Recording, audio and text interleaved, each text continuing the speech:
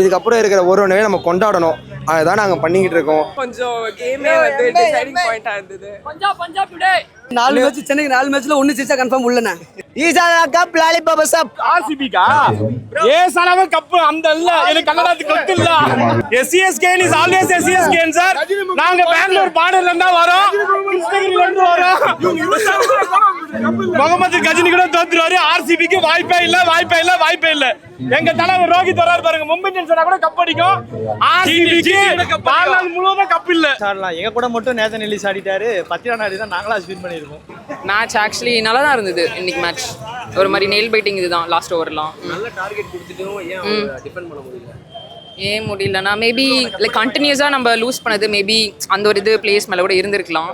But something ஏதாவது பவுலிங்கில் கொஞ்சம் ஒரு புஷ் காட்டணும். பட் இந்த தடவை பேட்டிங் நல்லாவே பண்ணியிருந்தாங்க ஆக்சுவலி. நல்லா இருந்துச்சு, நல்ல பர்ஃபார்மன்ஸ். ஒரு நல்ல நாக் பார்த்துருந்தோம் சாம் கரன் கிட்ட இருந்து. பெரிய ஒரு கேட்ச் லாஸ்ட்டில் பிடிச்சிருந்தாரு. ஸோ ஹாப்பியாக தான் ப்ரோ வந்திருக்கேன். இந்த நாடு அதெல்லாம் எதுவும் இல்லை ப்ரோ. இந்த மேட்ச் போயிடுச்சு, சீசன் சரியா இல்லை. ஸோ வந்து இனிமேல் இருக்கிற ஒரு வருஷம் நாங்கள் கொண்டாட தான் போகிறோம். தோத்தாலும் சரி ஜெயிச்சாலும் சரி. ஸோ அதில் எந்த இதுவும் இல்லை ப்ரோ. சூப்பராக கொண்டாடணும் ப்ரோ. லாஸ்ட் ஓவர் தான் ப்ரோ. லாஸ்ட் ஒரு 2 ஓவரில் ரொம்ப இழுத்து பிடிச்சானுங்க. அந்த ஒரு கொஞ்சம் ரன்ஸ் தான் இருந்தது, அதையும் கொஞ்சம் இழுத்து பிடிச்சி கடைசி ஒரு 3 பால் வரைக்கும் கொண்டு வந்தது சூப்பராக இருந்தது. இன்னைக்கு நல்லா இருந்துச்சு. டீம் காம்பினேஷன் இன்னைக்கு நல்லா கொஞ்சம் பெட்டராக பண்ணியிருந்தாங்க. பட் பேட்டிங் எல்லாமே நல்லா பண்ணாங்க.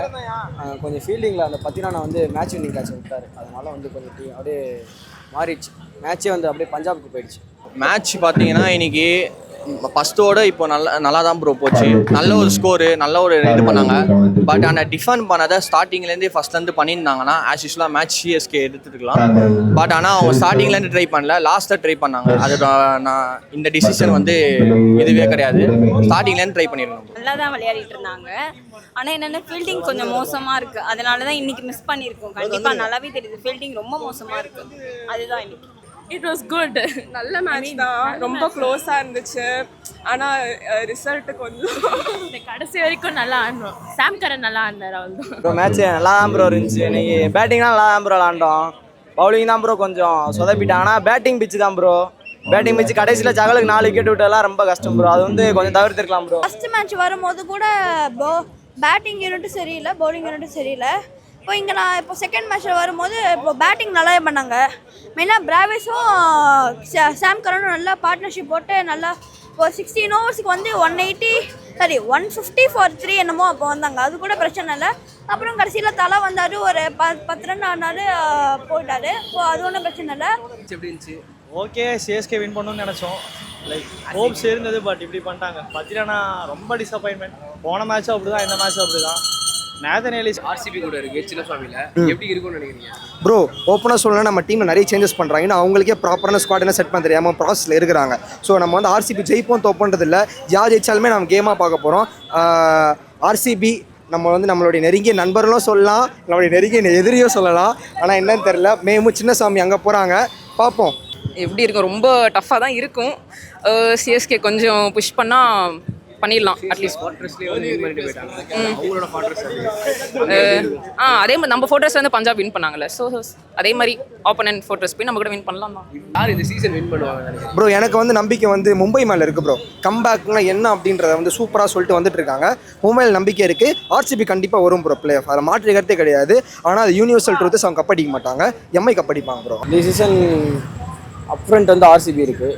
Top of the table RCB இருக்குது. எனக்கு தெரிஞ்ச RCB ஒரு நல்ல சான்ஸ் இந்த வருஷம் கப் வின் பண்ணுறதுக்கு. நல்லாவும் பர்ஃபார்ம் பண்ணுறாங்க. பெட்டராக இருக்கிறது இப்போ இருக்கிறது மும்பை நல்லா உள்ளே வந்திருக்காங்க.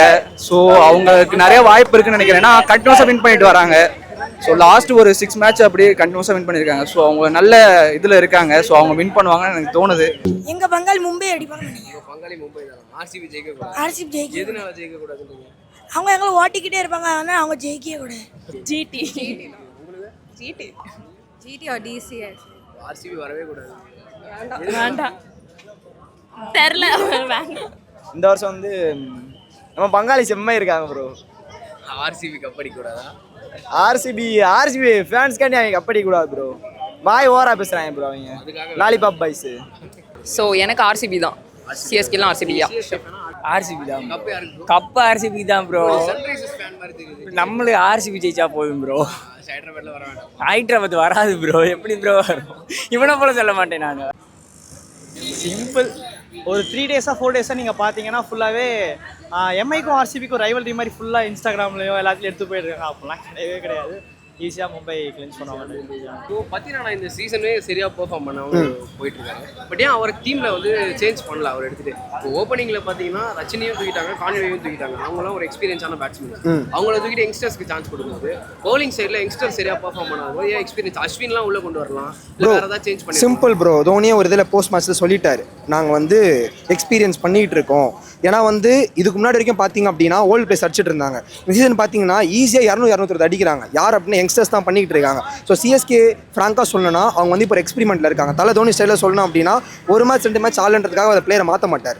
ஏன்னா அவருக்கு பொறுத்தவரைக்கும் ரிசல்ட் முக்கியம் கிடையாது, ப்ராசஸ் தான் முக்கியம். அந்த ப்ராசஸில் இருக்கிறாங்க. அதுக்கான அவுட்புட் 2026 தெரியும் ப்ரோ. சிங்கத்துக்கும் சம்டைம்ஸ் ஜுரம் வரும் ப்ரோ. அதுக்கு நான் சிங்கம் இல்லாத காட்டுக்கு ராஜா இல்லாத இடாது ப்ரோ. காட்டுக்கு அதுதான் ப்ரோ ராஜா. 2026 தான் ப்ரோ. வெற்றி நம்மதே, கான்ஃபிடென்ட்டாக இருக்க. எதுக்கு போட்டுக்கிறீங்களோ போட்டுக்கோங்க, வெற்றி நிச்சயம். ஃபீல்டிங் தான் ப்ரோ டிசப்பாயிண்ட் மூமெண்ட். பவுலிங் பேட்டிங்லாம் ஓகே தான் ப்ரோ. பட் ஆனால் அந்த ஃபீல்டிங் கேட்சுக்கு ஒரு 2 ஸ்டெப் ஃப்ரண்ட்டில் போய் ஒரு கேட்ச் எடுத்துருந்தாங்கன்னா நல்லா இருக்கும். 10 ரன் ஓவரில் கொஞ்சம் நிறைய ஒய்டு போகுது. அது இல்லாமல் ரன்னும் கன்சிடர் ஆகுது. அதனால் 10 ரன் கொஞ்சம் டெவலப் பண்ணணும் பவுலிங்கை. ஸோ ஆக்சுவலாக நான் பார்த்தீங்கன்னா நான் வந்து மும்பை இந்தியன்ஸ் ஃபேன் தான். ஏதோ சிஎஸ்கேக்கு சப்போர்ட் பண்ணணும் அப்படின்றதால நான் வந்தேன். பட் எங்கள் டீமே பார்த்தீங்கன்னா செகண்ட் பிளேஸில் இருக்குது. நான் அதெல்லாம் எதுவும் இது பண்ணலை. பட் ஆனால் இனியோ சப்போர்ட் தான் அப்படின்றத நான் வந்தேன். ஏதோ 6 மேட்ச் ஸ்டார்டிங்லேருந்து லாஸ் ஆகிட்டு வராங்களே, சரி இந்த மேட்ச் ஒரு வின் பண்ணுவாங்க அப்படின்ட்டு வந்தேன். பட் ஆனால் இனியோ ட்ரை பண்ணியிருக்காங்க ஒரு கம்பேக் பண்ண. நெக்ஸ்ட் சீசன் கண்டிப்பாக கம்பேக். ப்ரோ இப்போ 10 ரன் அவுட்டு விலகிற நேரம் வந்துருச்சு ப்ரோ. நீ நேத்தன் எல்லிஸ் இறக்கணும் ப்ரோ. இன்னைக்கு பார்த்தீங்கன்னா எனக்கு பிடிச்ச மேம் சாம் கரன் அடிச்சது தான் எனக்கு பிடிச்ச. நல்ல ஒரு பேட்டிங், நம்ம எதுவும் சொல்ல முடியாது. பரவாயில்ல, நிறையா ஜெயிச்சிட்டோம் இந்த தடவை. இதுக்கு மேலேயும் ஜெயிச்சாலும் ஒன்றும் இல்லை. ஓகே, 10 ரன் இருந்தது, 2 6 கொடுக்காம இருந்திருக்கலாம். நிறைய வைடு கூட போட்டார். ஆமா, அந்த ஒரு ஓவர் மட்டும் கொஞ்சம் நல்லா பண்ணியிருக்கலாம். இப்போ 10 ரனாக்கு பதில் நதன் எல்லிஸ் இருக்காப்புல, அவரை ரீப்ளேஸ் பண்ணலாம். பட் ஆனால் இனியோ 10 ரனை ஏன் நம்புறாங்கன்னா லாஸ்ட் சீசன் நல்லா பண்ணியிருந்தார். அதனால ஒரு காரணத்துக்காக தான் 10 ரனாவை நம்புறாங்க.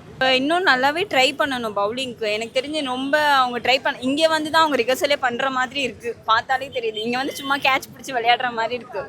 ஒரு லைவ்ல பார்க்கும்போது அப்படி இல்லை. என்னோட பார்த்தீங்கன்னா எங்கள் டீமில் ஹர்திக் பாண்டியா எப்படி கன்சிடர் என்ன சொல்கிறது, ஒரு டீமை லீட் பண்ணுறாரோ அதேமாதிரி தோனி வந்து இன்னும் கொஞ்சம் வந்து கிட்ட வந்து கொண்டு டீமை லீட் பண்ணணும். அதுதான் ஒரு இப்போ ஹர்திக் பாண்டியா ஃபேஸ்லேயே உங்களுக்கு தெரியும் எக்ஸ்பீரியன்ஸ். அது எப்படின்னா அந்த ஃபேஸ்லேயே உங்களுக்கு ஃபீல்டிங்லாம் இருக்கும். அதேமாதிரி கொஞ்சம் தோனி இன்னும் கொஞ்சம் முன்னே வந்து ஃபீல்டிங்லாம் சரி. ஃபீல்டிங் பவுலிங்னால தான். ஃபீல்டிங் பவுலிங் யார் பவுலிங் சரியாக போடல? யார் பவுலிங்? 10 ரன். 10 ரன் சரியாக போடல. ஒரு டீம்லேருந்து அவரை மாற்றிருக்கலாம்ல. இல்லை ப்ரோ, அவரை போடுவார். இன்னைக்கு ஏதோ போடல ப்ரோ. இன்னைக்கு மேட்ச்சில் பிடிச்ச ஒரு மண்ணா சாம் கரன் நல்லா விளாண்டார் ப்ரோ. சூப்பராக விளாண்டார் ப்ரோ. அவர் வந்து சென்னை நம்பிக்கை வச்சு இறக்குனதுக்கு இன்னைக்கு செஞ்சு கொடுத்துட்டு போயிட்டார் ப்ரோ. இதான் ப்ரோ, சென்னை வந்து ஒரு பிளேயரை நம்பிக்கை வச்சு இறக்குனாங்கன்னா அவங்க அடிச்சே காட்டுவாங்கன்னு இதான் ப்ரோ சாட்சி ப்ரோ. நல்ல டார்கெட் தான், ஆனால் ஃபீல்டிங் பவுலிங்கில் தான் வந்து கொஞ்சம் மிஸ்டேக் பண்ணேன். கேச்சஸ்லாம் நிறைய விட்டாங்க. அதான்